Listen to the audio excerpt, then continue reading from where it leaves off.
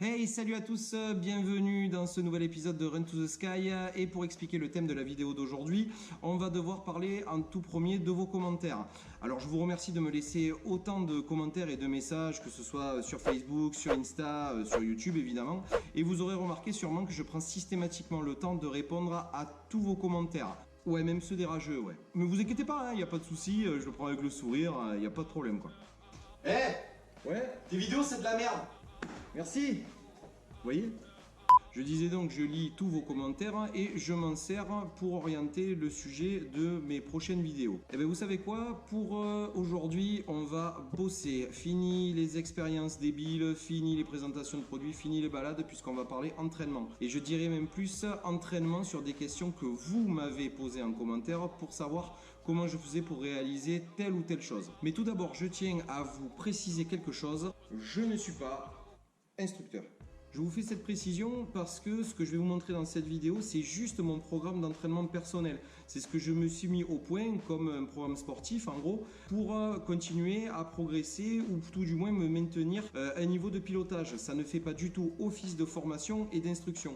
Si c'est un instructeur que vous cherchez, je vous invite à rejoindre une école paramoteur, y trouver un instructeur agréé afin qu'il vous apprenne le vol en paramoteur et ses différentes techniques de manière pédagogique. Voilà, maintenant que ça c'est dit, on peut aller voler.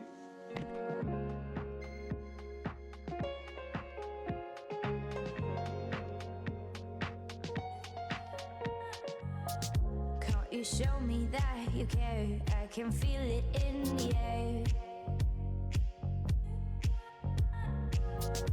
Yeah, it's all about you. Better off without you. But you got my heart. Yeah, you got it. And I can't deal with it. Alors, on va commencer ce programme d'entraînement par la première étape, à savoir le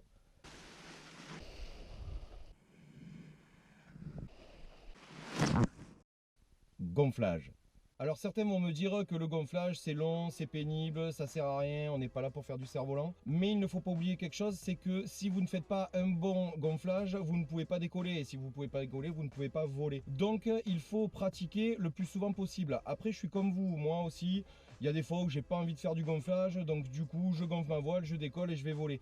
Mais j'essaye de m'entraîner le plus souvent possible à cet exercice-là pour garder la main dans n'importe quelle condition météo, avec du vent, sans vent, avec des rafales, sans rafale. Voilà, j'essaye de pratiquer le plus souvent possible et pour me rendre ça plus digeste, au lieu de rester bêtement sous ma voile à attendre que ça se passe, je me suis créé 3 exercices que je vais vous présenter tout de suite. Alors ces exercices, pour les retenir, je leur ai donné des petits noms et on commence tout de suite avec le twist. Alors le twist, ça me permet de travailler le moment où l'on se retourne pour décoller ou pour se remettre à gérer l'aile si besoin. Donc je gonfle face ou dos à la voile en fonction du vent et une fois la voile en place, je me mets à marcher et j'alterne les retournements. Un coup je suis de dos, un coup je suis de face. Le but c'est de gérer ma voile tout en marchant et de rester bien en dessous. Deuxième exercice de gonflage, à l'aveugle. Alors à l'aveugle, dans un premier temps, il vous faudra assez de vent pour que la voile elle tienne en marchant lentement, voire même qu'elle tienne sans marcher du tout. Donc le but c'est de maintenir sa voile en position et de compenser ses écarts sans la regarder. Vous baissez la tête, vous regardez droit devant vous et vous laissez faire vos sensations. En fonction de ce que vous ressentez, vous devez compenser votre voile sans jamais la regarder. Ça c'est particulièrement utile lorsque vous décollez d'un terrain un peu chaotique et que vous regardez où vous mettez les pieds pour ne pas tomber avec votre machine sur le dos. Et enfin, troisième et dernier exercice, la position d'attente. Ça fait rappeur en bois ça, non? La position d'attente. Donc troisième exercice, la position d'attente. Alors pour cet exercice-là, il vous faudra quand même un peu de vent, ce sera plus pratique, surtout si vous n'avez jamais essayé. Donc la position d'attente, ça vous permet d'attendre le moment propice pour décoller. Soit parce que vous attendez des amis, soit parce que c'est pas le moment. Et ça vous permet surtout de ne pas avoir à poser votre voile complètement.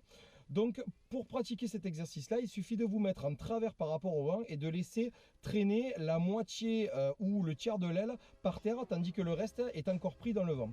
Ça a un gros avantage, c'est que c'est assez facile à piloter et qu'en plus ça ne vous tire pas dessus. Comme l'aile est parfaitement dans le sens du vent, elle n'a que peu de pouvoir de traction et ça c'est quand même très pratique. Après, vous pouvez alterner un autre exercice, c'est-à-dire de passer de la position haute de la voile à la position d'attente. Donc pour cela, il vous suffit de prendre les avants de la partie de la voile qui reste prise dans le vent, de tirer dessus. En même temps que vous tirez dessus, vous vous remettez dos au vent et vous allez voir, votre voile va se redresser et se mettre au-dessus de votre tête. Ensuite, vous n'avez plus qu'à alterner, mettre position d'attente, position haute, position d'attente, position haute, et etc. jusqu'à ce que vous maîtrisiez bien l'exercice. Voilà, maintenant qu'on a parlé des exercices de gonflage, on va parler du reste, mais No, en I vol. can't deal with it. You guide my heart.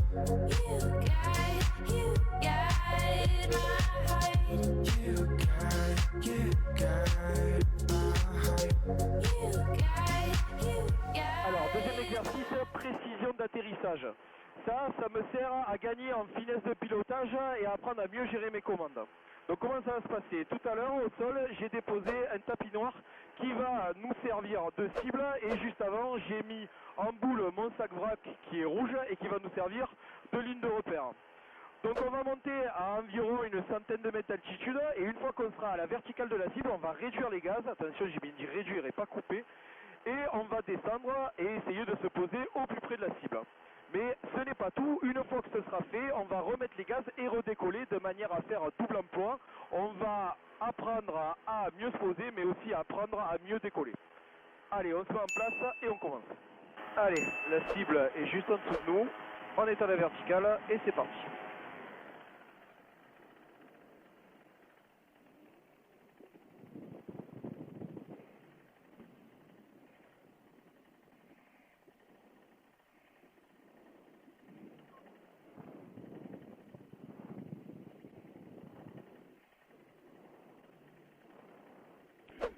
Allez.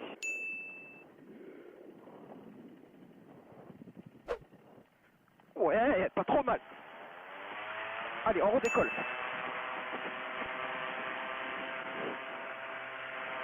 Ouh, c'était pas trop mal. Allez, on se réaligne et on recommence. Allez, deuxième essai.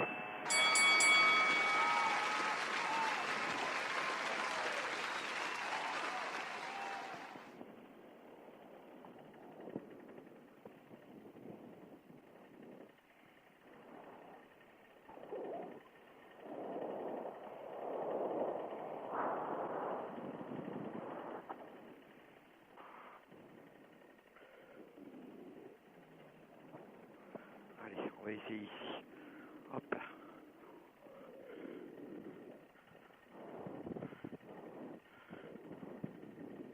Hop, on arrondit. Hop là. On n'est pas très mal.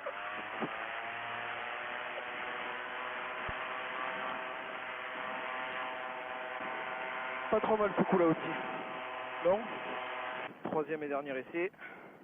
On est vertical et on y va. Je pars d'un peu plus bas, voir un peu ce que ça donne.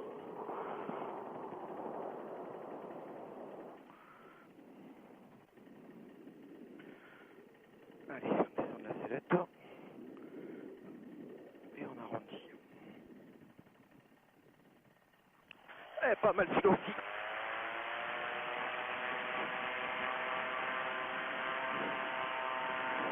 Voilà pour cet exercice de précision d'atterrissage. On passe tout de suite à l'autre exercice, les wing-overs.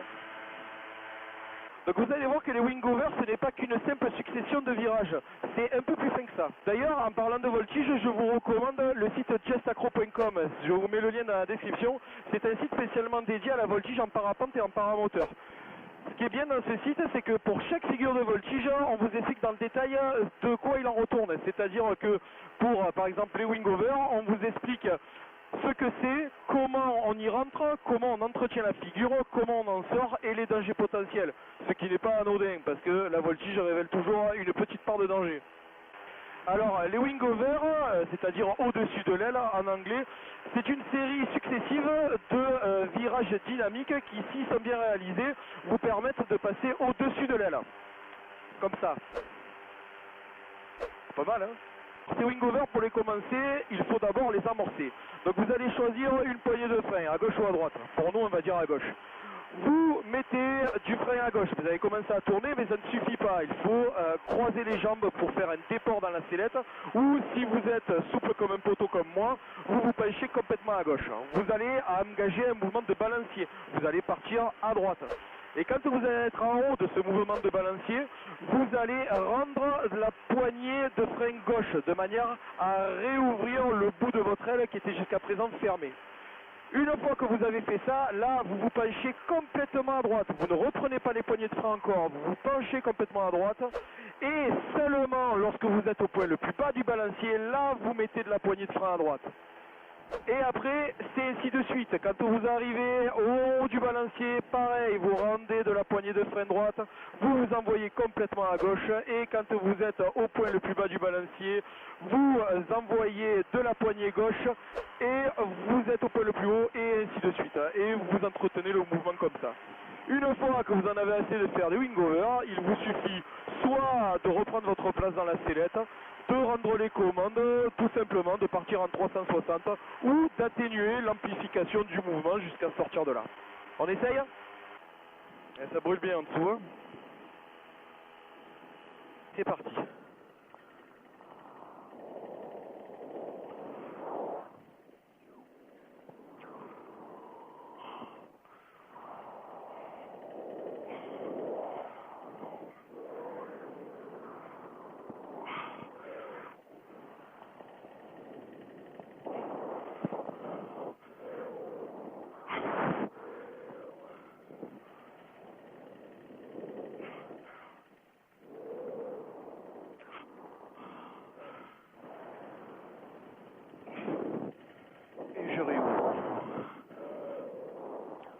Je réouvre. Je balance à fond à gauche, je mets du frein, je réouvre. Je balance à fond à droite, je mets du frein, je réouvre. Balance à fond à gauche, etc. etc. Je réouvre. Surtout, il est très important de réouvrir en bout de balancier. Il faut que vos bouts de plume reprennent de la vitesse et reprennent de l'air.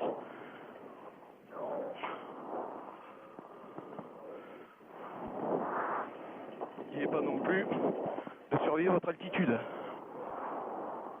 Et voilà. Et maintenant je vais sortir. Je calme le jeu. Petit virage à gauche, à droite. Et c'est fini. C'est sympa, hein?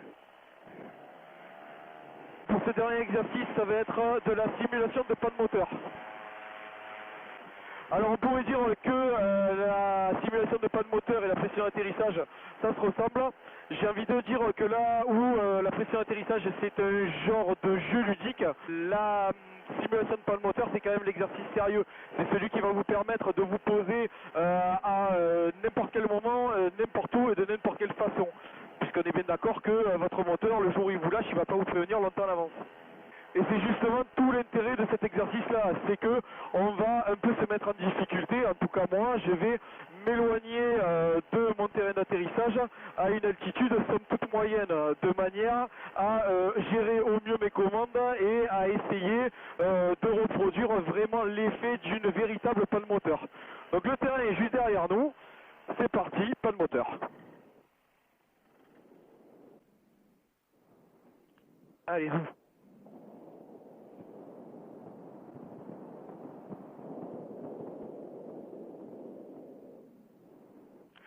Donc évidemment, si vous voulez reproduire cet exercice, ne vous mettez pas trop en difficulté non plus, hein. Restez dans le domaine de ce que vous savez faire. Alors je vous donne une petite astuce pour rejoindre un point donné, il ne faut jamais le quitter des yeux.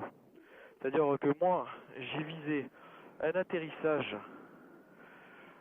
à côté de la voiture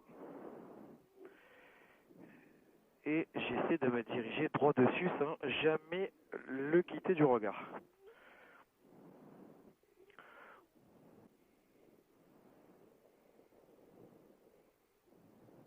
Allez, on descend de la sellette. On arrondit. Et voilà, on est au sol.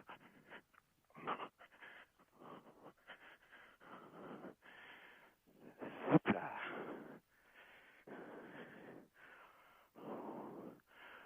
est à une vingtaine de mètres de la voiture.